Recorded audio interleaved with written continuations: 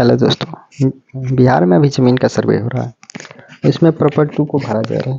तो इसको आज हम लोग सीखेंगे कि प्रॉपर 2 को कैसे भरते हैं, ठीक है। और बहुत ही आसान तरीके से आम बोलचाल के तरीके में हम लोग सीखेंगे इसको, कि मतलब अच्छे से समझ में आ जाएगा। बार बार इसको हम लोग देखना ना पड़े कि कैसे भरते हैं, ठीक है। तो इसको हम लोग स्टार्ट करते हैं कि कैसे भरते हैं हम, क्योंकि ये हाँ सभी मिल के साथ लग रहा है फॉर्म, ठीक है। ये प्रॉपर 2 है, ये सब के साथ लग रहा है। और मैं बता रहा हूँ जैसे कि मैंने अभी भर के जमा कर दिया है, तो मैं यहाँ पर फॉर्म भरने को बता रहा हूँ, ठीक है। तो इसमें कुछ ज़्यादा कुछ नहीं भरना है और कोई भारी भी नहीं है कि भरने में कोई दिक्कत होगी, ठीक है। चलिए हम लोग स्टार्ट करते हैं। यहाँ आप लोग पढ़ लीजिएगा, ठीक है। तो मैं पढ़ देता हूँ। प्रॉपर 2 है, ठीक है। देखें नियम 6 उप नियम, ठीक है। रैयत द्वारा स्वामित्व आधारित भूमि की स्वघोषणा हेतु प्रपत्र, ठीक है। और हम लोग भरेंगे जल्दी जल्दी, क्योंकि वीडियो लंबा हो जाएगा। मैं 2 से 3 मिनट में चाहता हूँ कि मैं ये फॉर्म बता दूँ और अच्छे से समझा दूँ, ठीक है। इसमें लिखा है आपको यहाँ पे राजस्व ग्राम, ठीक है। उसका थाना नंबर दिया है, उसका हल्का नंबर दिया है, उसका पुलिस थाना दिया है, ठीक है। उसका अंचल दिया है, उसका जिला, ठीक है। यहाँ पर दिया है राजस्व ग्राम। जैसे कि हम लोग को भरना है इसमें राजस्व ग्राम मतलब क्या है, जहाँ पर आपका ज़मीन है, जिस मौजा में जिस खतियान आप देखिएगा ना, या जो दस्तावेज देखिएगा उसमें मौजा लिखा होता है, ठीक है। उसमें मौजा लिखा होता है कि कहाँ पर आपका ज़मीन है, ठीक है। जैसे मैं बिहार के किसी डिस्ट्रिक्ट का नाम लेता हूँ, जैसे सारण में जैसे कि डिस्ट्रिक्ट कोई गांव होगा, ठीक है। जैसे कोई भी गांव जिसकी हो नाम रख लेता हूँ, वैसे रामपुर, ठीक है। कहीं का जैसे कि रामपुर मैंने नाम लिख लिया, ठीक है, रामपुर, ठीक है। तो जैसे कि रामपुर में ज़मीन है, ठीक है, और श्यामपुर में घर है, तो आपको अगर जिस ज़मीन का लिखना है ना, वहाँ का हम लोग एड्रेस डालेंगे। जैसे कि रामपुर और श्यामपुर में जैसे घर हो गया, ठीक है। तो हम लोग वहाँ पर जैसे जहाँ पर ज़मीन पड़ रहा है जिस गांव में, उस गांव का नाम डालेंगे। जैसे कि रामपुर में ज़मीन है, ठीक है, यहाँ पर हम लोग डाल देंगे रामपुर, ठीक है। इसमें कोई सोचना नहीं है कि जहाँ पर ज़मीन पड़ रहा है ना, जिस गांव में, जिस मौजा में, उस वहाँ का नाम डाल देना है, ठीक है। वहाँ का थाना नंबर डाल देना है, ठीक है।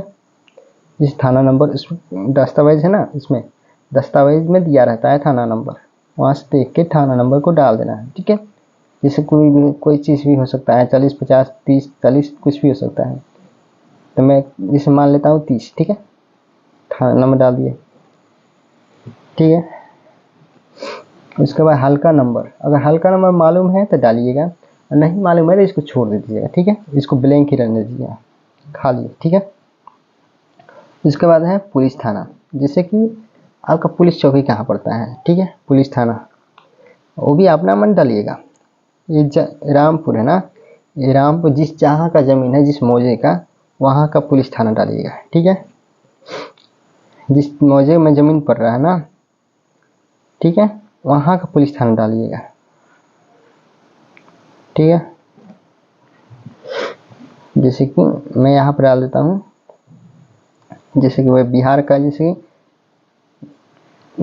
सारण डिस्ट्रिक्ट है, जैसे कि मैं पुलिस थाना डाल रहा हूँ पानापुर, ठीक है, पानापुर, ठीक है।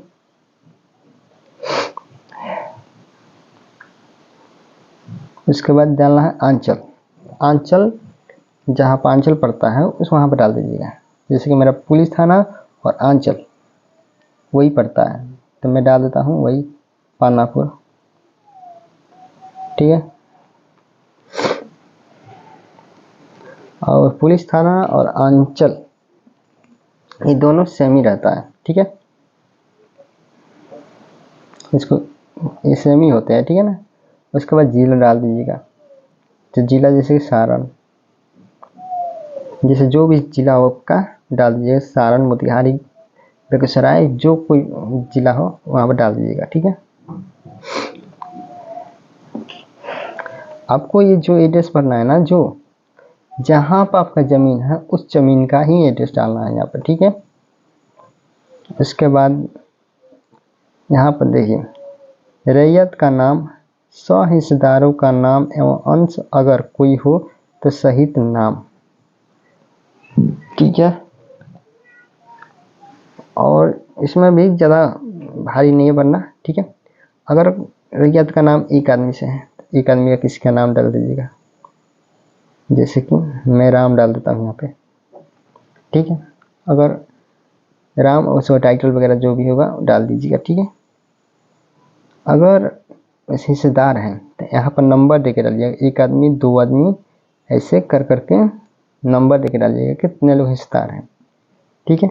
मैं भर के दिखा रहा हूँ, जैसे कि तो मान लीजिए एक आदमी का हो गया, ठीक है। इनका स्थायी पता डाल देना है, जैसे कि ग्राम, पोस्ट, थाना, उसके बाद जिला। यहाँ पर जो एड्रेस डालना है ना, तो अपने घर का एड्रेस डालना है जहाँ पर आपका अस्थायी पता है, ठीक है।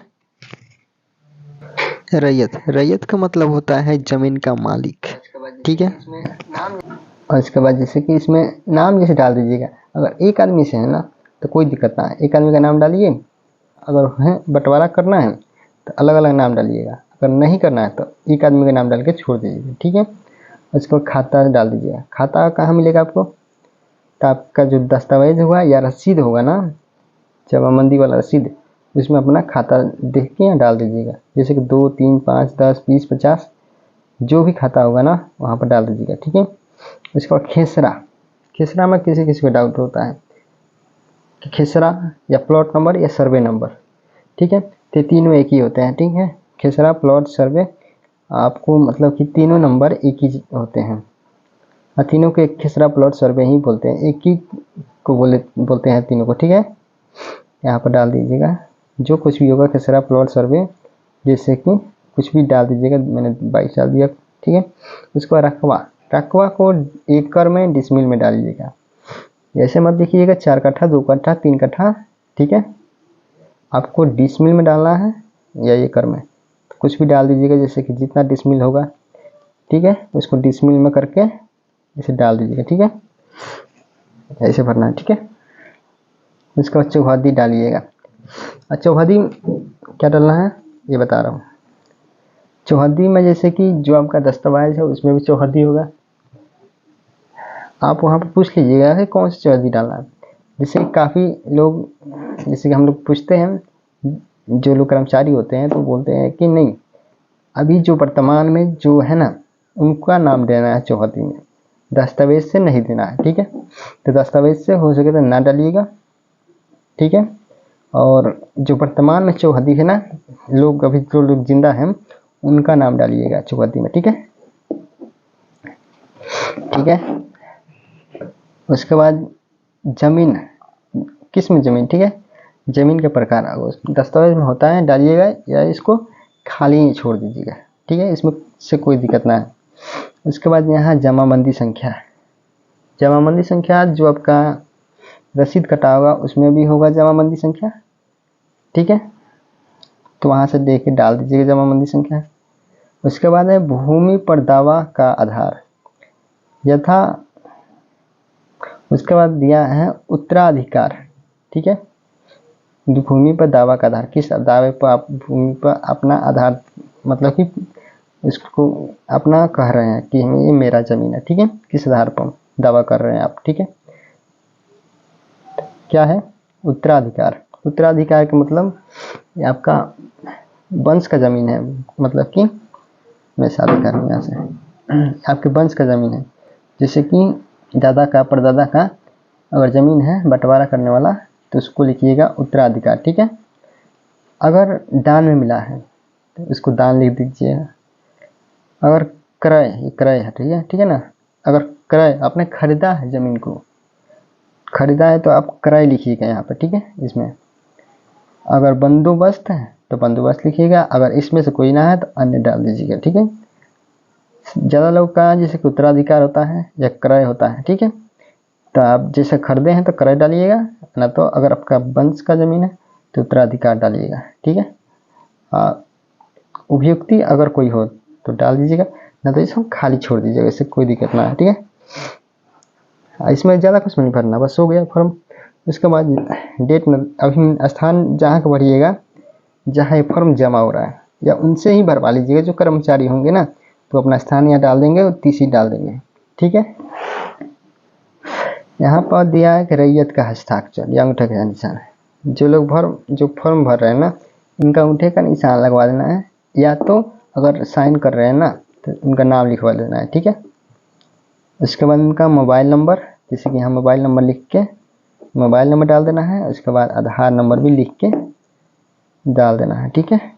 आधार नंबर या मोबाइल नंबर यहाँ पर आपको डाल देना है, ठीक है। यहाँ पर साइन करके आपको दे देना है, ठीक है। ये तो था फॉर्म भरना, कि फॉर्म को प्रपत्र को हम कैसे भरेंगे, ठीक है। प्रपत्र को कैसे भरेंगे, तो चलिए जय हिंद दोस्तों। अगर थोड़ा सा वीडियो अच्छा लगा तो वीडियो को लाइक कीजिएगा।